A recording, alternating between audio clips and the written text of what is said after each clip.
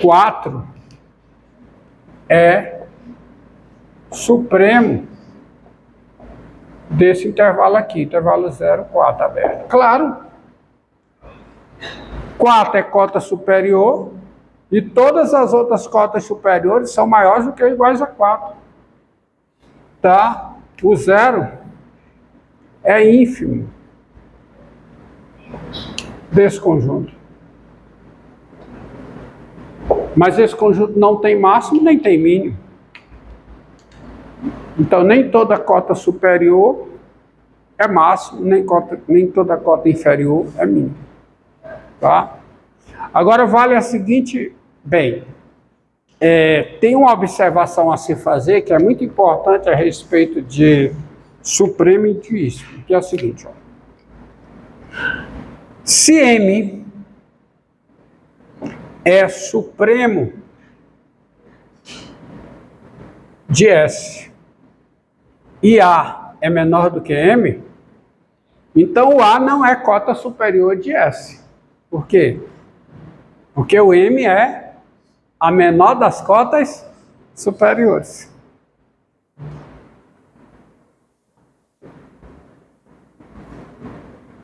Então, qual é a conclusão? É que existe um X pertencente a S, tal que o X é maior do que A, porque o A não é cota superior, mas o X está em S. E por M ser supremo, o X obrigatoriamente é menor do que igual a M. Então, guarda essa informação aí, tá? Se M é supremo de S e A é menor do que M, então existe X em S, tal que X é maior do que A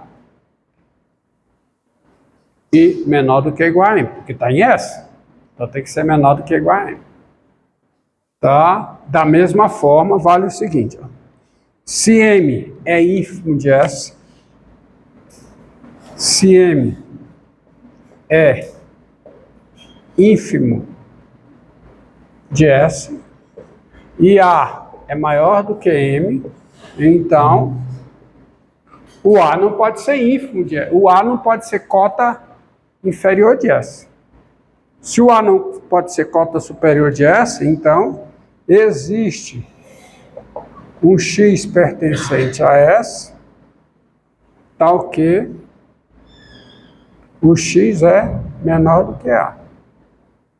Porque o A não pode ser cota inferior. Porque o M é a menor das cotas inferiores. Tá?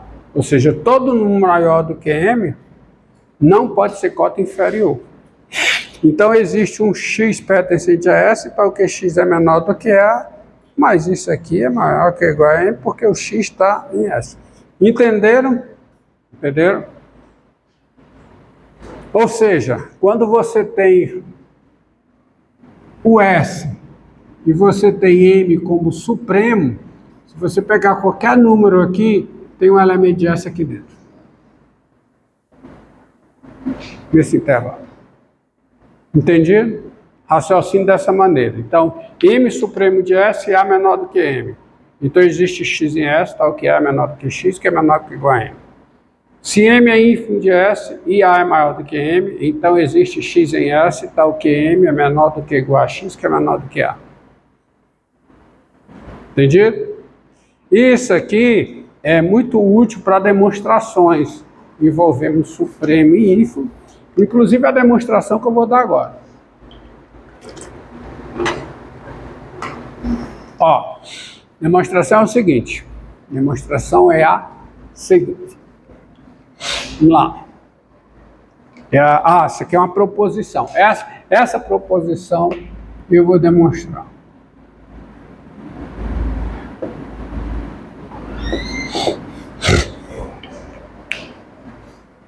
Tá. Eu falei na aula passada do que é uma sequência limitada superiormente e inferiormente, não falei? Na aula passada. Quando é que uma sequência é limitada superiormente?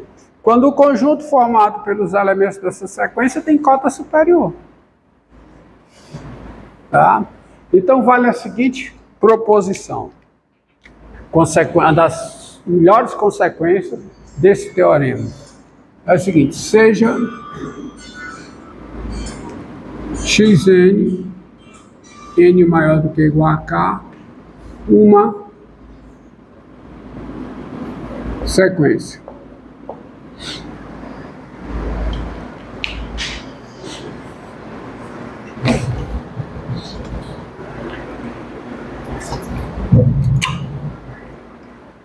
Tá? Uma sequência.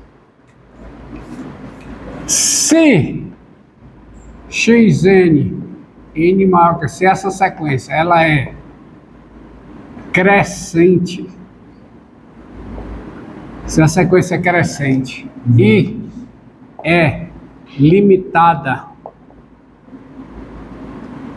superiormente,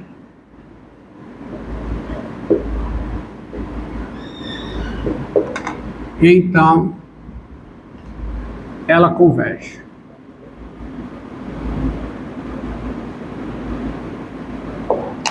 Toda sequência crescente que é limitada superiormente, ela converge. Analogamente, toda sequência decrescente limitada inferiormente também converge. Tá? Prova disso. Prova.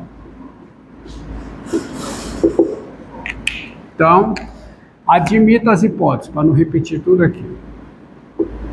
Admita as hipóteses. Então, daí, a primeira coisa aqui é que o conjunto formado pelos elementos da sequência, ele tem cota superior. Certo? Esse conjunto possui cota superior. Hã? NK. Obrigado. Esse conjunto cota superior. Logo, tem supremo L, que é um número real. Supremo é um número real. Certo? O quê? Logo tem supremo L. Assim, aí começa aqui, ó. Assim, dado epsilon maior do que zero, existe N0 pertencente a NK, tal que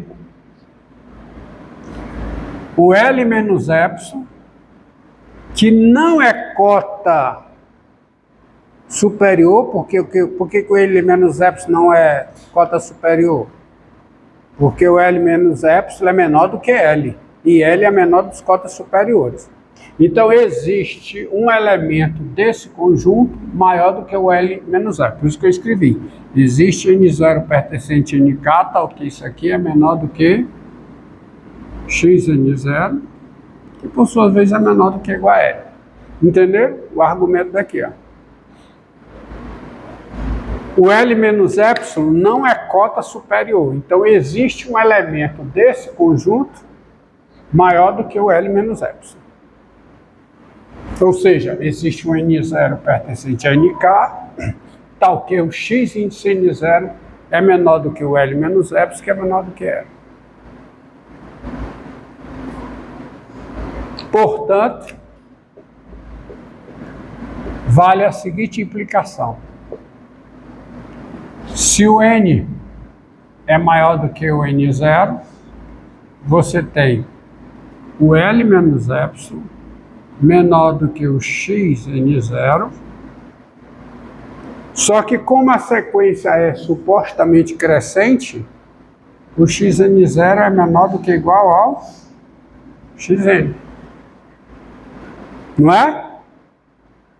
Só que esse xn está nesse conjunto. Então ele é menor do que ou igual a L, porque L é cota superior, supremo, cota superior. Mas isso aqui, por sua vez, é menor do que L mais epsilon. Ou seja, o L menos epsilon é menor do que o xn, que é menor do que L mais epsilon, que é equivalente a dizer que o xn menos L em módulo é menor do que L. Ou seja, dado o epsilon maior do que zero, existe um N0 pertencente a NK, tal que N maior do que N0 implica Xn menos L em módulo menor do que epsilon. Isso diz o quê? Conceito de limite. Isto diz que limite de Xn com N tendendo a mais infinita é igual a L. Isto diz que limite de quem? De x índice n com n tendendo a mais infinita é igual a L. Ou seja, essa demonstração, ela diz que, sendo uma sequência crescente e limitada superiormente, ela converge para o supremo do conjunto formado pelos seus elementos. Porque isso aqui é o conjunto formado pelos elementos da sequência. Pelas imagens. Isso aqui é o conjunto de imagem, né, da sequência. A sequência é uma função. Isso aqui é o conjunto de imagem. Então, sendo uma sequência crescente limitada superiormente, ela converge e converge para o supremo do conjunto formado pelos seus elementos. Se ela for limitada inferiormente e decrescente, ela converge. Converge para quem? O ínfimo do conjunto formado pelos seus elementos. Entendi? Está aqui a demonstração. Primeiro, esse conjunto tem cota superior. Logo, por esse teorema, aqui, ele tem o quê? Supremo. Assim, dado epsilon maior do que zero, como o número L menos epsilon é menor do que ou igual a L, L menos epsilon não é cota superior desse conjunto. Então, nesse conjunto, há um elemento maior do que ele, que é o xn, que eu chamei de xn0. Portanto, se o n for maior do que n0, você tem L menos epsilon menor do que xn0, mas vai ser menor do que igual a xn, porque a sequência é crescente, supostamente, e isso aqui é menor do que igual a L, porque o xn está no conjunto, e L sendo cota superior desse conjunto, o xn tem que ser menor que igual a ele, e o L é menor do que epsilon mais epsilon. Aí eu chego aqui, pronto, isso diz. Entendido? Isso serve, por exemplo, para eu calcular limite de sequências. Essa proposição serve para eu calcular limite de sequências recorrentes. Aqui, ó. Olha aqui. Usando essa proposição e o princípio de indução finita.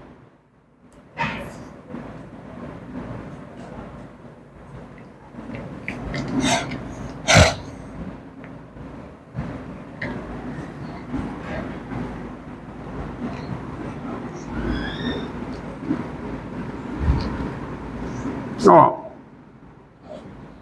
tá? Observe aqui, ó. Seja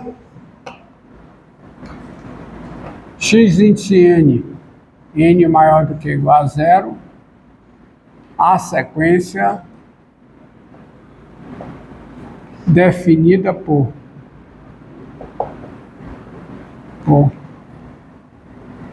x índice n igual a 1, se n é igual a 0, e é igual a raiz quadrada de 2 vezes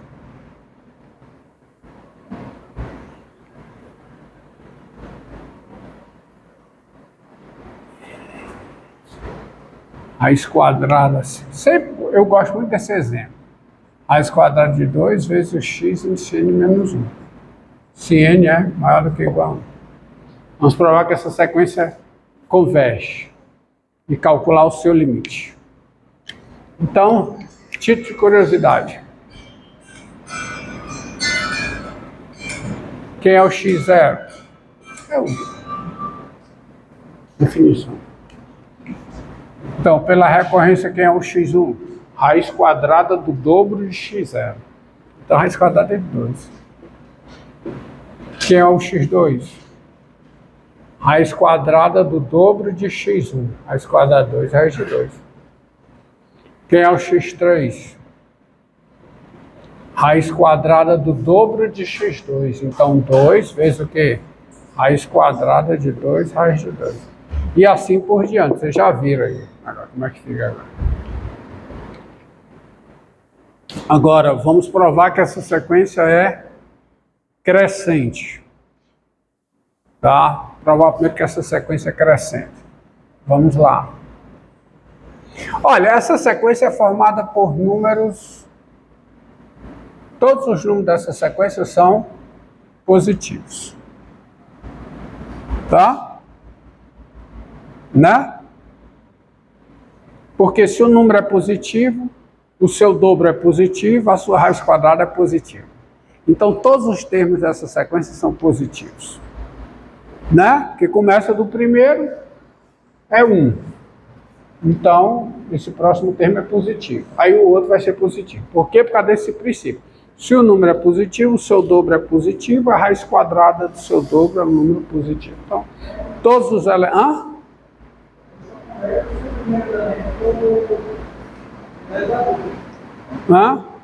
Vamos ver.